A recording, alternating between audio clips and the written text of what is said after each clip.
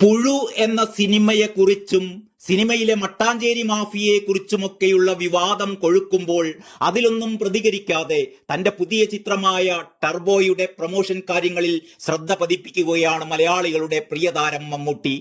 പ്രേക്ഷകർ നൽകുന്ന സ്നേഹത്തിലും ധൈര്യത്തിലുമാണ് താൻ ഇവിടെ നിൽക്കുന്നതെന്ന് മമ്മൂട്ടി പറയുന്നു. 42 കൊല്ലമായി പ്രേക്ഷകർ കൂടെയുണ്ട് എന്നും ഇനിയും അവർ തന്നെ കൈവിടില്ലെന്നും ടർബോയുടെ പ്രൊമോഷന്റെ ഭാഗമായി മമ്മൂട്ടി കമ്പനി പുറത്തുവിട്ട വീഡിയോയിൽ താരം പറയുന്നു. മിഥുൽ മാനുവൽ തോമസിന്റെ തിരക്കഥയിൽ വൈശാഖാണ് ഈ ചിത്രം സംവിധാനം ചെയ്യുന്നത്. പോക്കിരി രാജ, മധുരരാജ എന്നീ ചിത്രങ്ങൾക്ക് ശേഷം വൈശാഖും മമ്മൂട്ടിയും ഒന്നിക്കുന്ന ടർബോ മമ്മൂട്ടി കമ്പനിയുടെ ബാനറിൽ നിർമ്മിക്കുന്ന 5ാമത്തെ സിനിമയാണ്. ടർബോ ജോസ് എന്ന കഥാപാത്രത്തെയാണ് ചിത്രത്തിൽ മമ്മൂട്ടി അവതരിപ്പിക്കുന്നത്.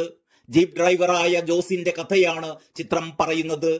ജോസ് എന്ന കഥാപാത്രമായി മമ്മൂട്ടി എത്തുന്ന ഈ ചിത്രത്തിലെ മറ്റ് സുപ്രധാന വേഷങ്ങൾ കന്നഡ താരം രാജ്ബി ഷെട്ടിയും തെലുങ്ക് നടൻ സുനിലുമാണ് അഭിനയിക്കുന്നത്.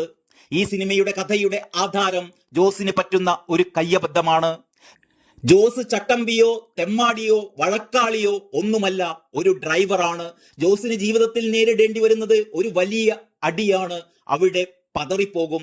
ഈ സാഹചര്യത്തിൽ ഒരു ശക്തി എവിടെ നിന്നോ വന്നു ചേരും. ഇതുപോലെയാണ് ജോസിനൊരു ശക്തി ഉണ്ടാവുന്നത്.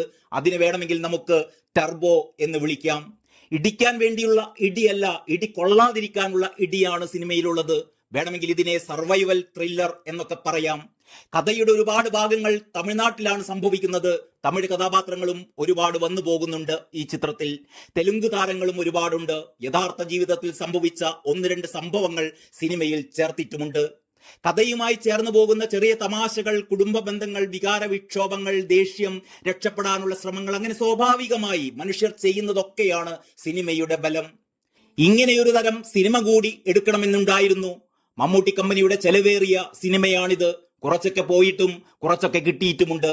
എല്ലാം കൂടെ ചുരുട്ടിക്കൂട്ടി ഇതിലിട്ടിരിക്കുകയാണ്. ഇതിന് മുടക്കിയത് വന്നാൽ അടുത്തതിനിറങ്ങാം.